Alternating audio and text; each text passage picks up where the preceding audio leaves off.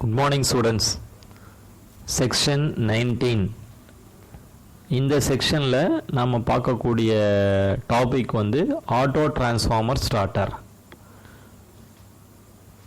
ஒரு இண்டக்ஷன் மோட்டாரை வந்து ஆட்டோ டிரான்ஸ்ஃபார்மர் வேரியாக்கு யூஸ் பண்ணி எப்படி வந்து ஸ்டார்ட் பண்ணுறது, அதுக்கான கண்ட்ரோல் சர்க்யூட் என்ன அப்படிங்கிறது தான் இந்த செக்ஷனில் நம்ம பார்க்க போகிறோம். Auto transformer starter. In this starter also the starting current of the motor is reduced by reducing the applied voltage at the time of starting. அது ஸ்டார் டெல்டா ஸ்டார்டரில் நம்ம எப்படி வந்து ஸ்டார்டிங் சமயத்தில் அப்ளைடு வோல்டேஜை குறைச்சி கொடுத்து ஸ்டார்டிங் கரண்ட்டை வந்து எப்படி நம்ம லிமிட் பண்ணமோ அதே மெத்தடை தான் இங்கேயும் நம்ம யூஸ் பண்ண போகிறோம். But in star delta starter the applied voltage at start is 58% of normal rated voltage. அதாவது ஸ்டார் டெல்டா ஸ்டார்டரில் நார்மல் வோல்டேஜில் 58% தான் நம்ம என்ன பண்ணோம்னா அப்ளைடு வோல்டேஜை நம்ம கொடுத்தோம். ஆனால் in auto transformer starterல number of tappings are provided generally at 40%, 60% and 75% and 80 and etc. of line voltage. என்னன்னா ஒரு ஆட்டோ டிரான்ஸ்ஃபார்மர் ஸ்டார்டரில் அந்த வேரியாக்கில் நம்பர் ஆஃப் டேப்பிங்ஸ் இருக்கும். ஒவ்வொரு டேப்பிங்ஸுக்கும் லைன் வோல்டேஜோட பர்சன்டேஜ், அந்த லைன் ரேட்டட் லைன் வோல்டேஜில் 10%, 20%, 25%, 50%. ஸோ அந்த மாதிரி வேரியஸ் டேப்பிங்ஸ் வந்து நம்ம வச்சுருப்பாங்க. நமக்கு எந்த அளவுக்கு கரண்ட்டை குறைக்கணும்னு நினைக்கிறோமோ அந்த அளவுக்கு வோல்டேஜை நம்ம என்ன பண்ணலான்னாக்கா இன்புட்டில் கொடுக்கலாம். அதான் இதோட advantage. The initial starting current of the motor depends on the tapping selected in a auto transformer. நம்ம டேப்பிங்ஸை வந்து செலக்ட் பண்ணுறதை பொறுத்து தான் என்னுடைய இனிஷியல் ஸ்டார்டிங் கரண்ட் வந்து இருக்கும். இப்போ நீங்கள் பார்த்துட்டு இருக்கிறது தான் ஆட்டோ டிரான்ஸ்ஃபார்மர் ஸ்டார்டருடைய சர்க்யூட் டயக்ராம். இந்த ஆட்டோ டிரான்ஸ்ஃபார்மர் சர்க்யூட் வந்து பார்த்தோம்னா ரெண்டு டைப் ஆஃப் டிரான்சிஷனில் நம்ம கனெக்ட் பண்ணுறோம். ஒன்று வந்து ஓப்பன் சர்க்யூட் டிரான்சிஷன், இன்னொன்று வந்து க்ளோஸ்டு சர்க்யூட் டிரான்சிஷன். ஃபஸ்ட்டு இந்த செக்ஷனில் ஓப்பன் சர்க்யூட் டிரான்சிஷனோட ஆப்ரேஷன் பார்க்கலாம். இப்போ நீங்கள் பார்த்துட்டு இருக்க சர்க்யூட் தான் வந்து ஓப்பன் சர்க்யூட் டிரான்சிஷனோட சர்க்யூட். இதில் ஆல்ரெடி நான் சொன்ன மாதிரி ரெண்டு சர்க்யூட் இருக்குது. ஒன்று வந்து பவர் சர்க்யூட், டாப்பில் இருக்கிறது வந்து பவர் சர்க்யூட்டு, அது கீழே இருக்கக்கூடியது வந்து கண்ட்ரோல் சர்க்யூட். கண்ட்ரோல் சர்க்யூட்டில் என்னென்ன காம்போனன்ட்ஸ் யூஸ் பண்ணியிருக்காங்க அப்படின்னு பார்க்கலாம். First one overload relay. இந்த ஓவர்லோட் ரிலே எதுக்கு நம்ம பயன்படுத்துகிறோம்னா, மோட்டார் வந்து ஓவர்லோடு ஆச்சு அப்படின்னா அந்த மோட்டாரை வந்து ப்ரொடெக்ட் பண்ணுறதுக்காக இந்த ஓஎல்ஆர் யூஸ் பண்ணுறோம். அப்போ இந்த ஓஎல்ஆர் வந்து ஆக்ட் ஆகி மோட்டாரை வந்து ப்ரொடெக்ட் பண்ணும். Next one stop button. Already வந்து நான் சொன்ன மாதிரி ஸ்டாப் பட்டன் வந்து என்சி கான்டாக்டாக யூஸ் பண்ணுறோம். நெக்ஸ்ட் வந்து ஸ்டாப் பட்டன், இது வந்து என்ஓ கான்டாக்டாக பயன்படுத்துகிறாங்க. இந்த ரெண்டு புஷ் பட்டனுமே வந்து momentarily contact push button. Momentarily contact push பட்டனா என்ன? புஷ் பட்டனை வந்து ப்ரெஸ் பண்ணிட்டு இருக்க வரைக்கும் அந்த கான்டாக்ட் வந்து இயக்கப்பட்ட நிலையில் இருக்கும். புஷ் பண்ணுறதை விட்டுட்டோம் அப்படின்னா அதோட ஒரிஜினல் பொசிஷனுக்கு போயிடும்.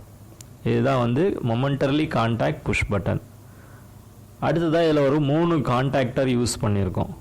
ஃபஸ்ட்டு கான்டாக்டர் வந்து ஸ்டார்டிங் கான்டாக்டர் காயில் எஸ். அதோட கான்டாக்ட்ஸ் எங்கே இருக்குன்னா பவர் சர்க்யூட்டில் S1, S2, S3 இந்த 3 கான்டாக்ட் வந்து மெயின் கான்டாக்ட். இது 3 வந்து NO கான்டாக்டாக யூஸ் பண்ணியிருக்கோம். அடுத்ததாக வந்து அக்சலரி கான்டாக்ட் S4, S5 இது வந்து NO கான்டாக்ட், இது அக்சலரி கான்டாக்ட் ஆக்ட் ஆகுது. அடுத்ததாக வந்து S6 கண்ட்ரோல் சர்க்யூட்டில் S6, S7 இதுவும் அக்சலரி கான்டாக்ட் தான். இதில் S6 வந்து NO கான்டாக்டாகவும் S7 வந்து NC கான்டாக்டாகவும் இருக்குது. இந்த S7 வந்து என்னென்னா ப்ரிவென்டிவ் இன்டர்லாக்காக ஆக்ட் ஆகுது. ஆர் காயிலோட ப்ரிவென்டிவ் இன்டர்லாக்காக ஆக்ட் ஆகும். அடுத்ததாக இருக்கக்கூடிய காயில் வந்து டைமர் காயில்.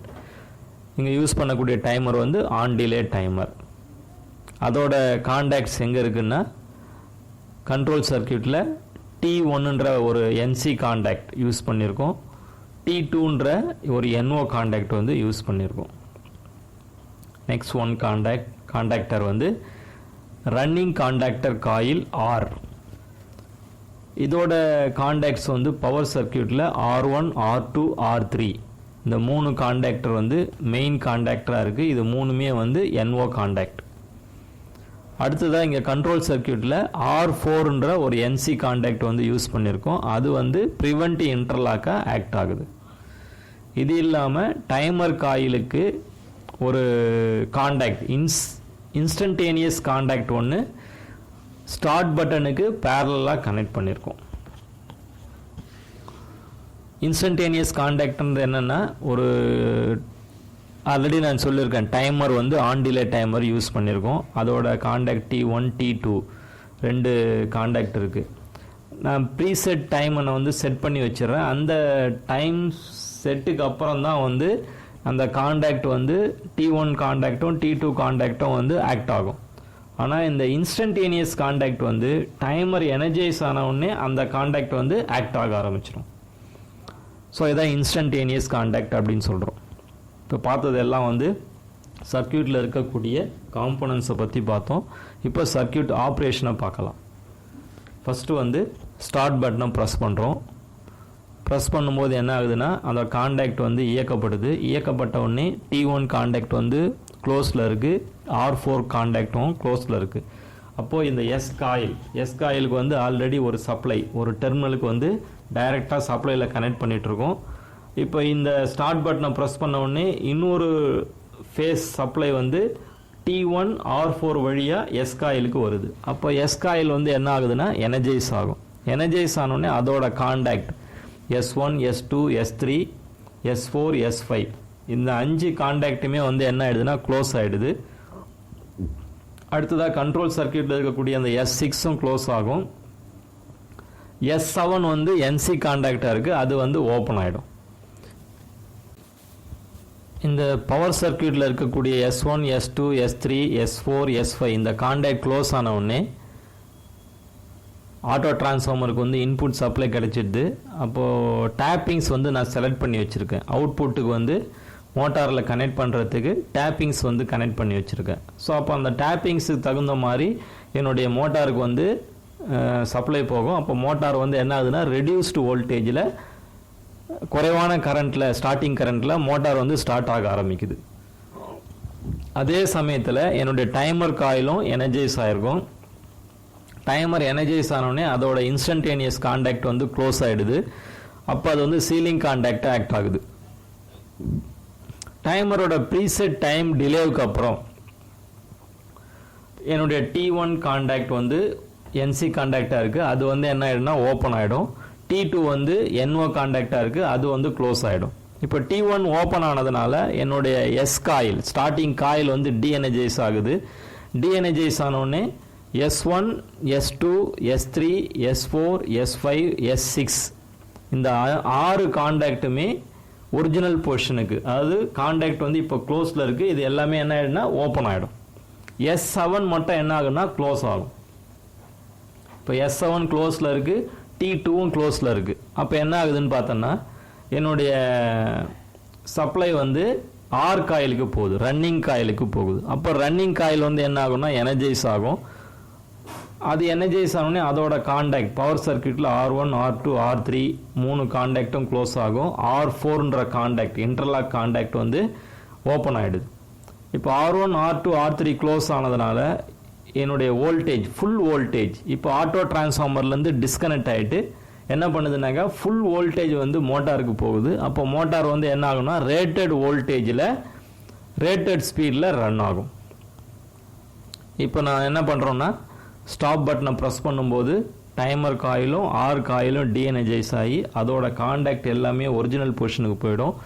அப்போ மோட்டாருக்கு சப்ளை போகாது, மோட்டார் வந்து ஸ்டாப் கண்டிஷனுக்கு வந்துடும். இந்த மெத்தட் வந்து ஓப்பன் சர்க்கியூட் டிரான்சிஷன் மெத்தட் அப்படின்னு சொன்னேன். எங்கே வந்து ஓப்பன் சர்க்கியூட்டில் ஆகுது அப்படிங்கிறத பார்க்கலாம். இது வந்து ஒரு டிஸ்அட்வான்டேஜ். இந்த ஸ்டார்டர் வந்து ஒர்க் ஆகும்போது ஸ்டார்ட் கண்டிஷன்லேருந்து, அதாவது ஸ்டார்டிங்லேருந்து ரன்னிங்க்கு மாறும்போது, அதாவது ஆட்டோ டிரான்ஸ்ஃபார்மர் வந்து ஃபஸ்ட்டு ஸ்டார்டிங்கில் ரெடியூஸ்டு வோல்டேஜில் கொடுக்குறோம். அங்கேருந்து நம்ம என்ன பண்ணுறோம்னாக்கா ஃபுல் வோல்டேஜுக்கு மாற்றுறோம். கொஞ்சம் நேரம் பொறுத்து ப்ரீசெட் டைமுக்கு அப்புறம் பொறுத்து ஃபுல் வோல்டேஜுக்கு மாற்றுறோம். ரன்னிங் கண்டிஷன், அதை நம்ம என்ன சொல்கிறோம்னா ரன்னிங் கண்டிஷன் அப்படின்னு சொல்கிறோம். அப்படி மாறும்போது அந்த கொஞ்சம் ஃப்ராக்ஷன் ஆஃப் செகண்டுக்கு வந்து ஸ்டேட்டாருக்கு வந்து சப்ளை போகாது. இந்த நேரத்தில் என்ன நடக்குது அப்படின்னா ரோட்டார் ஃப்ளக்ஸ் வந்து ஸ்டேட்டாரில் ஒரு வோல்டேஜை வந்து ஜென்ரேட் செய்யும். மீண்டும் நம்ம என்ன பண்ணுறோம்னாக்கா ஃபுல் வோல்டேஜ் நம்ம வந்து மோட்டாருக்கு வந்து டைரெக்டாக கொடுக்கறதுனால அப்போ இன்னொரு வோல்டேஜ் வந்து ஜென்ரேட் ஆகுது. அப்போ ஏற்கனவே ஒரு வோல்டேஜ் ஆல்ரெடி இருக்குது, இப்போ புதுசாக ஒரு வோல்டேஜ் ரெண்டும் சேர்ந்து அதிகமான வோல்டேஜ் வந்து என்ன ஆகுதுனாக்கா மோட்டாருக்கு போகுது. அப்போ என்ன ஆகுனாக்கா இன்ட்ரெஸ்ட் கரண்ட் வந்து அதிகமாக வந்து அந்த மோட்டார் வைண்டிங்கில் செல்லும். ஸோ சடனாக வந்து கரண்ட் வந்து ஒரு மோட்டாரில் வந்து போயிட்டுருக்கு. அப்போ என்ன ஆகுதுனாக்கா இன்சுலேஷன் வந்து ஃபெயிலியர் ஆகும். மோட்டார் வைண்டிங்கில் இருக்கக்கூடிய இன்சுலேஷன் வந்து என்ன ஆகுதுன்னா ஃபெயிலியர் ஆகிடுது. இதனால் மோட்டார் வந்து என்ன ஆகும்னா போன் ஆகும். இதை வந்து அவாய்ட் பண்ணுறதுக்காக தான் நம்ம என்ன யூஸ் பண்ணுறோம்னா க்ளோஸ்டு சர்க்கியூட் டிரான்சிஷன் அப்படின்னு ஒரு மெத்தட் யூஸ் பண்ணுறோம். அந்த மெத்தடில் வந்து சிலந்து ரன் கண்டிஷனுக்கு மாறும்போதும் அந்த ஃப்ராக்ஷன் ஆஃப் செகண்டுக்கு சப்ளை வந்து கண்டினியூஸாக இருக்கிற மாதிரி சர்க்கியூட்டை வந்து நம்ம டிசைன் பண்ணியிருப்போம். இந்த மெத்தடுக்கு வந்து க்ளோஸ்டு சர்க்கியூட் டிரான்சிஷன் மெத்தட் அப்படின்னு சொல்கிறோம். அதில் வந்து இந்த ப்ராப்ளம்ஸை வந்து நம்ம என்ன பண்ணியிருக்கோம்னா அவாய்ட் பண்ணியிருக்கோம். இதை வந்து நெக்ஸ்ட் கிளாஸில் பார்க்கலாம்.